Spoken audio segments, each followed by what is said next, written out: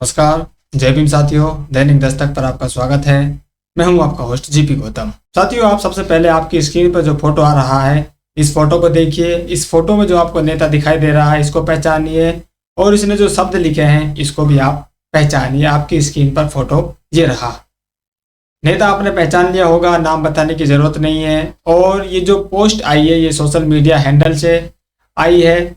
Azad Samaj party Kanshiram के ये कह रहे हैं, राजस्थान के नागौर जिले की खींवसकर विधानसभा से 13 नवंबर को बोतल के सामने वाला बटन दबाकर राष्ट्रीय लोकतांत्रिक पार्टी की उम्मीदवार बहिन कनिका बेनीवाल जी को भारी मतों से विजयी बनाएं। ये राजस्थान की बात हुई। अब आप महाराष्ट्र की बात कीजिए, जहां पर 20 नवंबर को मतदान होना है। ये जो अपील उन्होंने करी, ये 13 नवंबर के मतदान के लिए करी, क्योंकि राजस्थान में जो उपचुनाव हुए वहां का मतदान 13 नवंबर को पूरा हो चुका है। तो ये जो अपना समर्थन है, ये बेनीवाल जी की जो पार्टी है RLP, उसको अपना समर्थन दे चुके हैं। बाकायदा वीडियो के जरिए उन्होंने अपना जो समर्थन है वो हनुमान बेनीवाल जी की जो पार्टी है RLP उसको दिया है। और उनकी जो वाइफ खींवसकर से चुनाव लड़ रही थी, उनको अपना समर्थन देने का इन्होंने यहाँ पर बात करी और उनको भारी मतों से विजयी बनाने की अपील करी। अब आप महाराष्ट्र की देखिए। ये जो प्रेस विज्ञप्ति आप देख रहे हैं, ये महाराष्ट्र से आई है और नीचे आप साइन भी देख रहे हैं। आनंद साहेब राव लोंढे जी, जो प्रदेश अध्यक्ष है आजाद समाज पार्टी के, ये कह रहे हैं कि आजाद समाज पार्टी के राष्ट्रीय अध्यक्ष माननीय एडवोकेट चंद्रशेखर भाई आजाद जी के आदेशानुसार जो महाराष्ट्र प्रदेश कमेटी है वो अपना समर्थन अणुशक्ति नगर से, जो विधान मुंबई में पड़ती है, उसके जो प्रत्याशी हैं फाहद अहमद जी को अपना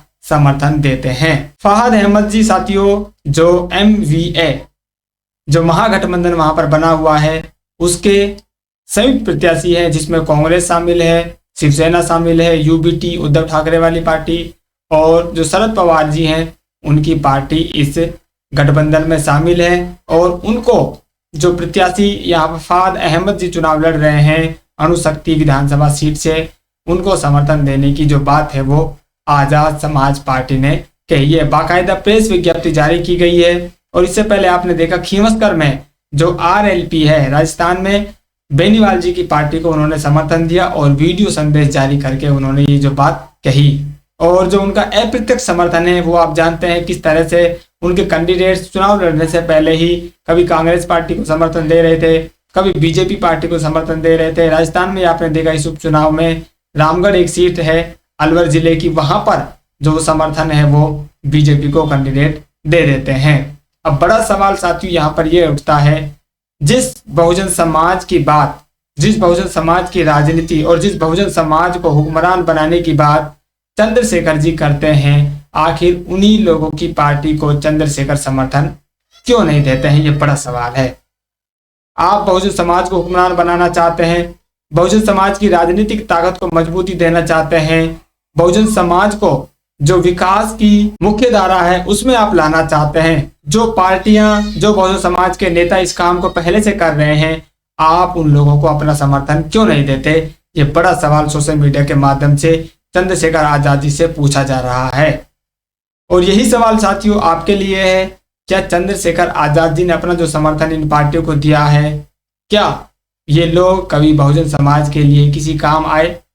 क्या बहुजन समाज के लिए इन लोगों ने जिस धरने प्रदर्शन की बात ये बहन जी से करते हैं, जिस रोड शो की बात बहन जी से की जाती है, जिस हक और अधिकार की लड़ाई लड़ने के लिए बहन जी से की जाती है, क्या इन लोगों ने वो लड़ाई बहुजन समाज के लिए कभी लड़ी है?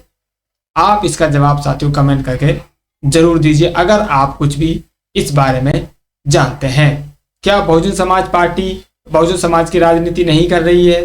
क्या बहन जी बहुजन समाज पार्टी के नेता नहीं है?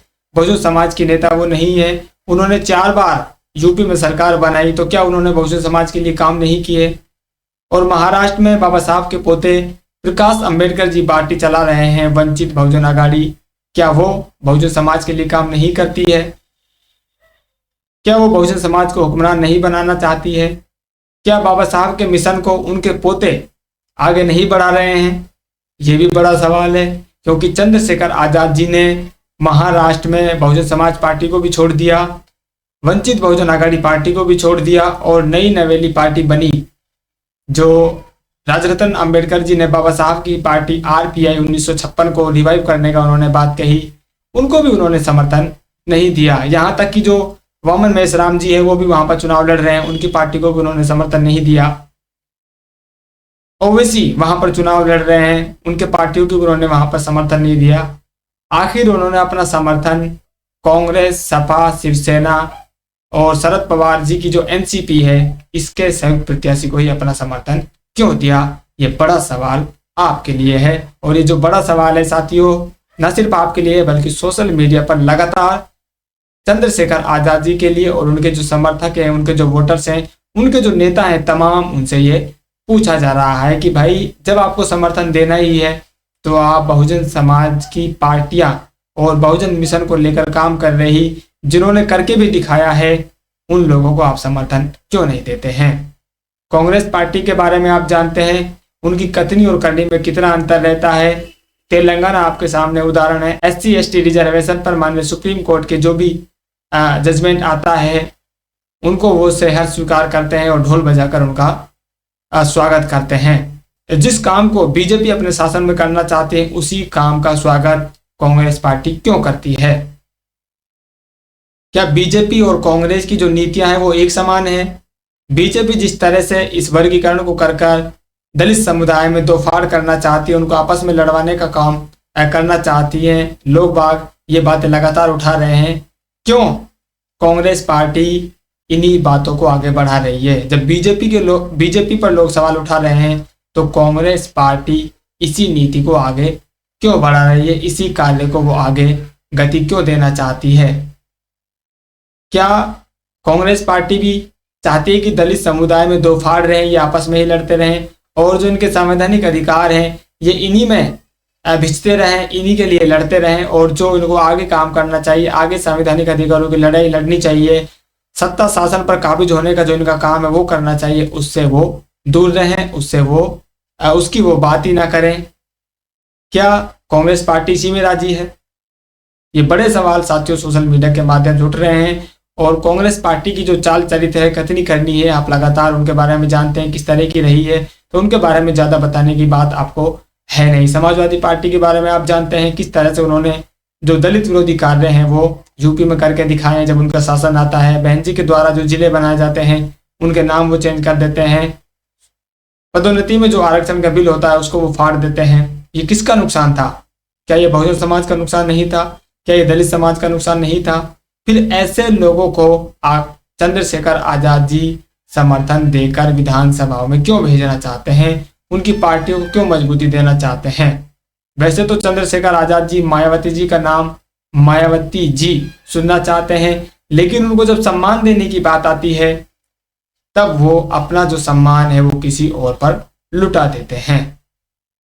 तो साथियों आप समझदार हैं, ज़्यादा बताने की आपको ज़रूरत है नहीं। सिर्फ बोली से काम चलने वाला है नहीं, मीठे बोलों से बात बनने वाली है नहीं। आप लोगों को जो आपके सामने कोई भी नेता है या कोई भी व्यक्ति है, कोई भी बुद्धिजीवी आपके सामने बातें करता है तो आप उससे काउंटर सवाल कीजिए और उसने पीछे क्या किया है उसके काम काज को भी देखिए। क्या जो बातें ये व्यक्ति बोल रहा है, ये जो बुद्धिजीवी व्यक्ति बोल रहा है, ये राजनेता बोल रहा है, क्या इसने इस पर एक काम भी करके दिखाया है? आपको वेरीफाई जरूर करना होगा।